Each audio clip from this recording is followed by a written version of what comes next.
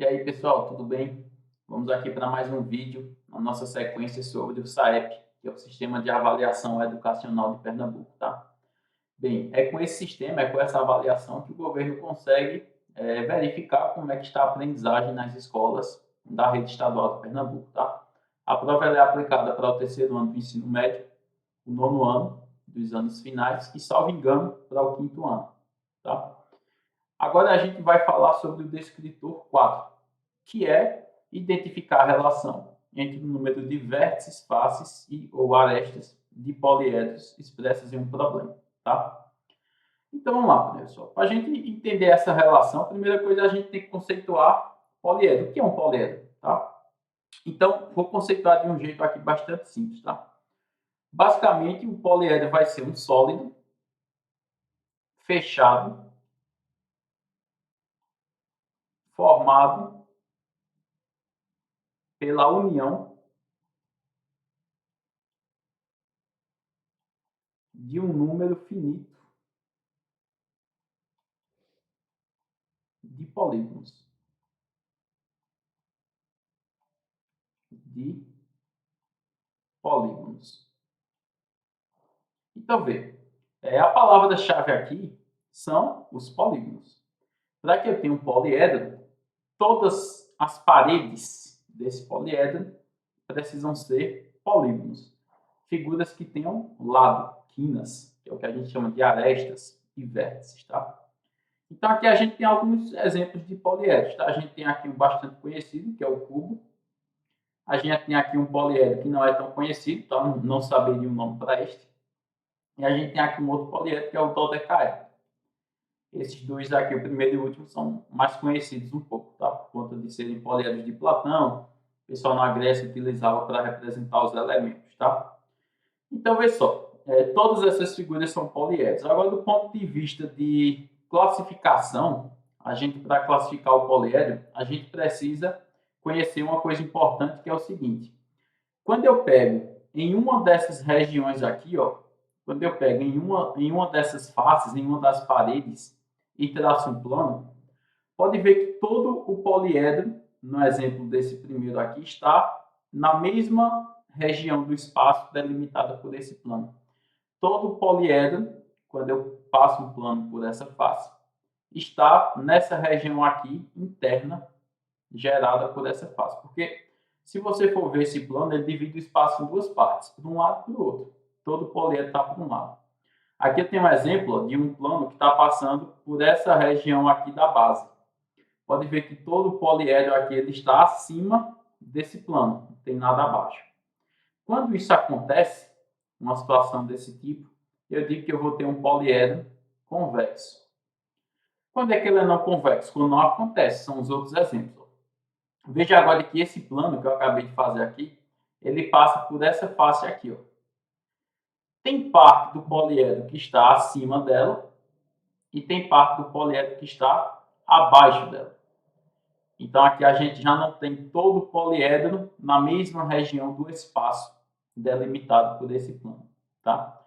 Aqui, ó, eu tenho esse plano passando por essa face aqui, ó. E a gente vê que tem parte do sólido que está acima desse plano e tem parte do sólido que está abaixo desse plano. Quando isso acontece, o poliedro é não convexo. O nosso foco de estudo, não só no SAEP, mas como também no Enem e em outros vestibulares, acaba sendo com os poliedros convexos, tá? Porque aqui a gente tem algumas propriedades importantes, como a gente vai ver. Antes de ver que propriedade é essa, é importante saber os elementos básicos do poliedro. Então, veja, quando a gente tem um poliedro qualquer, o nome que a gente dá para cada quina dessa daqui, para cada ponto desse, é vértice. Que é o mesmo conceito de vértice do polígono, né? Um polígono, que é uma figura plana, o vértice é o mesmo conceito. Cada linha que liga um vértice ao outro, que é essa que eu estou fazendo aqui de azul, é o que a gente vai chamar de aresta, que é o mesmo conceito de aresta de um polígono. E cada figura utilizada, ou seja, cada polígono que eu utilizei para formar uma das paredes, é o que eu vou chamar de face. Então, esses são os três elementos básicos de um poliedro. a face, o vértice e a aresta, tá? Sabendo disso, a gente pode encontrar essa relação que foi a que Euler encontrou. Aqui eu tenho um exemplo de 4 poliedros que são convexos, e aqui eu já tenho o número de faces, vértices e arestas de cada um deles. E qual é a relação que vai existir? Aí, essa fórmula aqui, que é conhecida por relação de Euler, ela é bastante importante e ela é cobrada tanto na prova do SAEP quanto na prova do Enem, tá? Na do SAEP é quase que obrigatório todo ano cair, tá? É bem dizer, todo ano cai uma questão dessa. No Enem, não necessariamente todo ano vai cair. Mas geralmente quando cai uma questão sobre essa parte introdutória de poliedros, no Enem, vai ser cobrando a relação de Euler, tá? E essa fórmula ela não é dada nem na prova do Enem, obviamente, nem na prova do SAEP, que às vezes costuma trazer algumas fórmulas, tá? Geralmente a relação de Euler ela não é dada. Eu não me lembro aqui de algum ano que a relação de Euler foi dada. Acho que eu consigo me lembrar, as questões não eram, tá? Então é isso. V mais F igual a A mais 2. Claro que tem outras maneiras de escrever essa fórmula. Você pode passar o A para o lado esquerdo, enfim, tem várias maneiras. Nesse vídeo eu vou eternizar um ex-aluno meu, que eu lembro que uma vez a gente estava tendo aula na turma dele, era terceiro ano do ensino médio, e a gente estava revisando. E aí a gente notou que essa fórmula tem tudo a ver com ele. O nome dele era Vinícius, tá? O pessoal gostava de chamar ele de pequeno. E aí, o nome dele é Vinícius Ferro Aragão. E a gente olhou para essa forma, na verdade foi dos alunos que notaram. E ele tem 2 irmãos. E aí ficou essa forma, V mais F igual a mais 2, como sendo Vinícius Ferro Aragão é mais que os 2 irmãos. Se você conhece Vinícius, mostra esse vídeo aí para ele, tá? Então é isso. Aqui tem algumas observações, tá, pessoal? Que é o seguinte, o fato de 2 poliedros terem o mesmo número de faces, vértices e arestas, não significa que eles vão ser a mesma figura, tá? Aqui eu poderia, no caso desse cubo, fazer um quadradozinho menor aqui em cima, e esse quadradozinho menor, eu ligar para o quadrado aqui de baixo, e eu teria um sólido completamente diferente do cubo, mas esse sólido ainda teria o mesmo número de faces, vértices e arestas, tá? Então fica essa observação importante aí. Outra coisa é que se eu já sei que o poliedro é convexo, eu posso usar a relação de Euler. Sempre que eu souber que o poliedro é convexo, eu posso utilizar a relação de Euler. Ah, professor, então se ele for não convexo, a relação de Euler vai dar errado, aí eu não posso afirmar. Pode ser que dê certo, pode ser que dê errado. Mas se o poliedro for convexo, aí eu tenho certeza que eu posso utilizar a relação de Euler que vai dar certo, tá? Vê se essa questão do SAEP, ela nos diz o seguinte: para uma exposição de lançamento de marcas, serão colados 2 adesivos. Deixa eu só aumentar aqui um pouquinho. Serão colados 2 adesivos com os nomes das empresas participantes em cada uma das faces de um poliedro convexo. Olha a importância, já disse que é convexo. De 16 arestas e 10 vértices, feito de papelão. Quantos adesivos ao todo serão colados nesse poliedro? Pessoal, se eu sei que o poliedro é convexo, então já tenho certeza que eu posso utilizar a relação de Euler. E que relação é essa? Vinícius Ferro Aragão é mais que os 2 irmãos. Tá? Então aqui a gente vai ter V, é o número de vértices. A questão já nos deu, são 10. Face eu não tenho, é isso que eu quero achar. Só que arestas eu já tenho, que são 16. Então aqui isso é jogar na forma, tá? Pode passar esse 10 para o outro lado. Então, como é que vai ficar? F vai ser igual a 16 mais 2 são 18. E o 10 passa negativo. Então, F vai ser igual a 8. O que é que significa isso? Que o meu poliedro tem 8 faces. Vê como essa fórmula é poderosa, né, pessoal? Se você for analisar assim. Porque, basicamente, o que a gente está vendo aqui é que eu não preciso estar vendo o sólido. E eu consigo descobrir quantas faces ele tem. Só a partir do número de vértices e de arestas, né? Bem, não tem alternativa 8. Por que não? Porque está dizendo que em cada face eu vou colar 2 adesivos. Então, isso daqui, quando eu multiplicar por 2 adesivos, então eu vou ter um total de 8 vezes 2, 16 adesivos, tá? Então, por isso aqui que nossa alternativa correta vai ser a letra E. Tranquilo, pessoal? Se for ficando alguma dúvida, você vai postar nos comentários, tá? Quero aproveitar o momento aqui para pedir para você se inscrever no canal, caso não seja inscrito ainda, e curtir esse vídeo e compartilhar com o pessoal também, tá? Para que a gente possa fortalecer cada vez mais aqui o nosso canal. Então, pessoal, a próxima questão também de SAEP diz o seguinte: a molécula de metano é composta por um átomo de carbono e átomos de hidrogênio. O número de ligações simples entre o átomo de carbono e os átomos de hidrogênio define a geometria molecular na forma de um poliedro convexo formado por 4 faces triangulares e cujos vértices são compostos pelos átomos de hidrogênio. Então, em cada vértice, eu tenho um átomo de hidrogênio. Qual é o número de átomos de hidrogênio existentes na molécula de metano? E aqui vem uma coisa muito importante, pessoal, para que a gente possa responder essa questão. Porque a questão só nos disse que a figura tem 4 faces triangulares. Bem, a gente sabe que o poliedro é convexo, então eu posso utilizar a relação de Euler. Vinícius Ferro Aragão é mais que os dois irmãos. Só que, se eu for tentar utilizar essa fórmula agora, eu sei que o número de faces são 4, concorda? O número de vértices é o que eu quero achar, porque eu quero saber o número de moléculas que eu vou ter de hidrogênio. Só que eu não sei o número de arestas. Aí você vai dizer, peraí, pessoal, mas não são 4 faces? Eu tenho 4 faces que são triangulares. E dessas 4 faces que eu sei que são triangulares, cada uma tem 3 arestas. Então, se eu fazer aqui 4 vezes 3, eu vou ter 12 arestas. Pessoal, esse raciocínio está errado, tá? Se você já conhece a molécula de metano, assim, estou falando de física agora, tá? De química, melhor falando. Se você já conhece a molécula de metano, você já sabe que a forma de escrevê-la, né, é CH4. Significa que eu tenho uma molécula de carbono com 4 ligações simples aqui com o hidrogênio. Então, aqui, como você já sabe que cada vértice é um hidrogênio, você já sabe que a resposta é 4, tá? Letra D. A forma que isso daqui vai ter no espaço vai ser uma figura mais ou menos assim. Ó. Só para vocês terem noção aqui. Cada lugar desse daqui, ó, eu tenho uma molécula de hidrogênio em cada um desses vértices aqui. E a molécula de carbono está no centro, ligadas a essas moléculas aqui de hidrogênio. Está no centro desse sólido.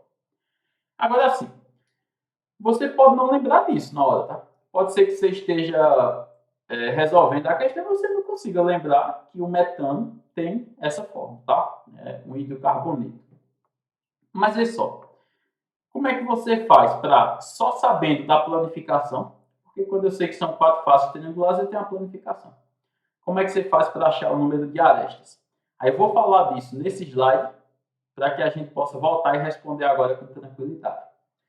Pessoal, se a gente olha para esse sólido aqui, vamos contar qual é o número que ele tem de faces, qual é o número de vértices e qual é o número de arestas, só para a gente ver aqui.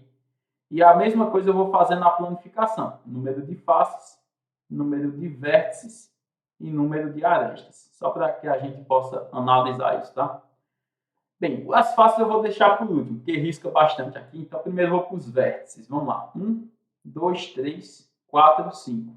Aí em cima. 6, 7, 8, 9, 10. Então, aqui são 10 vértices, ok? Aí eu já vou contar na figura de baixo. Quantos são os vértices lá? 1, 2, 3, 4, 5, 6, 7, 8, 9, 10, 11, 12, 13, 14, 15, 16, 17, 18. Deu 18 vértices. O que é que significa aqui já de cara? Que eu não posso utilizar a planificação para contar a quantidade de vértices. Eu já vi que a quantidade de vértices aqui vai dar errado. Agora vamos para as arestas. Quantas arestas aqui? 1, 2, 3, 4, 5. Aí em cima tem mais 5. Então já são 10. E agora as verticais. 11, 12, 13, 14 e lá por trás 15.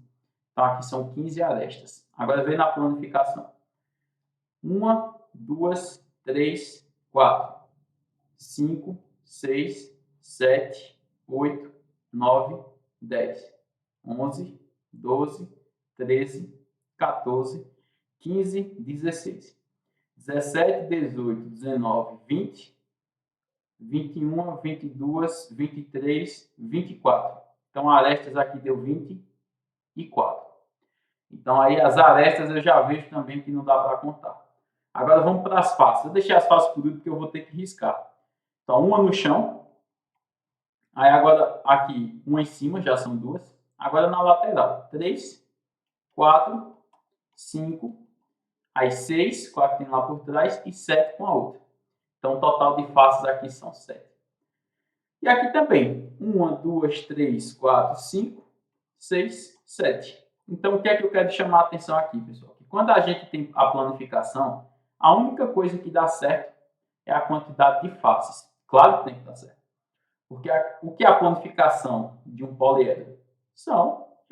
É o processo de colocar basicamente as faces do poliedro no chão, no plano. Então, se eu vou colocar as faces no plano, é claro que o número de faces vai bater. Então, é só o número de faces que bate, tá, pessoal? Por isso que na questão anterior, eu posso pegar aqui 4 faces triangulares e colocar aqui, ó, no lugar do número de faces, 4, já sem me preocupar. Agora, existe um método aqui para a gente achar a quantidade de arestas. Agora é onde vem o segredo. Eu consigo achar a quantidade de arestas de um poliedro a partir da planificação do poliedro. No caso desse poliedro que está planificado, vamos supor que a gente não conheça o sólido, tá? Só conheça a planificação. Eu vejo ali que eu tenho quantos pentágonos daquele quando eu olho para a planificação. Eu vejo que eu tenho 2 figuras dessa, concorda? Já quando eu vou para os retângulos, eu vejo ali que eu tenho quantos retângulos na planificação. Olhando lá, eu tenho 5 figuras dessa. As arestas, a gente sabe que são os lados, né?